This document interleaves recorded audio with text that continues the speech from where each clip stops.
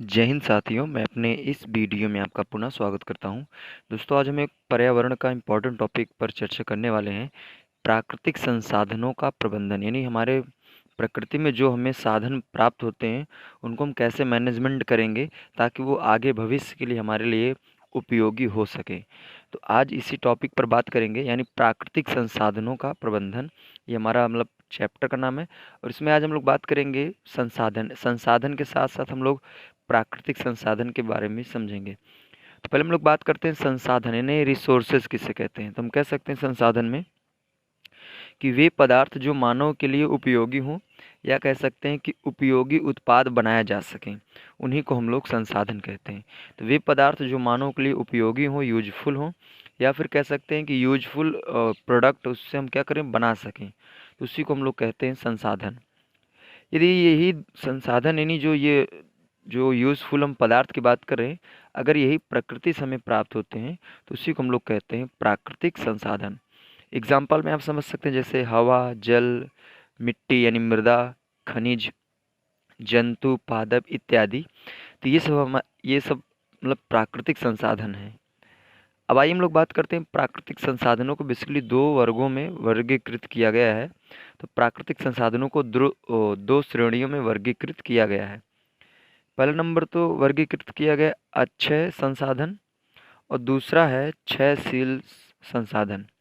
तो अक्षय संसाधन में ये कह सकते हैं कि वे प्राकृतिक संसाधन जो असीमित मात्रा में उपलब्ध हैं, यानी कहने का जिसकी कोई लिमिट नहीं है, जो असीमित मात्रा में उपलब्ध हैं। और कह सकते हैं इनके जो प्राकृतिक संसाधनों की जो गुणवत्ता है वो न्यून है, लेकिन इनकी मात्रा जो है वो असीमित है। तो उन्हीं को हम लोग कहेंगे अक्षय संसाधन। तो वे प्राकृतिक संसाधन जो असीमित मात्रा में उपलब्ध हैं, और इनकी जो प्राकृतिक संसाधन, इनकी गुणवत्ता न्यून यानी कम होती है, लेकिन मात्रा क्या होती है, बहुत अधिक है। तो इन्हीं को हम लोग कहेंगे अक्षय संसाधन। एग्जाम्पल में आप समझ सकते हैं, जैसे हवा है, मिट्टी है, जल है, सौर ऊर्जा है इत्यादि। तो ये क्या है, इनकी जो मात्रा है वो असीमित है। नेक्स्ट बात करते हैं क्षयशील संसाधन। तो क्षयशील संसाधन में आप ये कह सकते हैं कि वे प्राकृतिक संसाधन जिनकी मात्रा सीमित है। मात्रा सीमित का उनकी जो लिमिट है वो एकदम फिक्स है कि इससे ज़्यादा हमको नहीं मिल सकता है। तो ऐसे प्राकृतिक संसाधन जिनकी मात्रा क्या है, सीमित है, और यदि इनका हम अधिक उपयोग करते हैं तो ये क्या होंगे, भविष्य में आने वाले समय में बहुत ही जल्द समाप्त हो जाएंगे। तो उन्हीं को हम लोग कहते हैं क्षयशील, यानी जिसका विनाश हो सकता है आगे, जो क्षय हो सकते हैं, उन्हीं को हम लोग क्षयशील संसाधन कहते हैं। एग्जाम्पल में आप समझ सकते हैं, जैसे खनिज है। तो खनिज में आप पेट्रोलियम, कोयला, ये सारे लोग इसमें आ जाएंगे। तो खनिज में आपका कोयला, पेट्रोलियम, प्राकृतिक गैस, ये सभी लोग आ जाएंगे।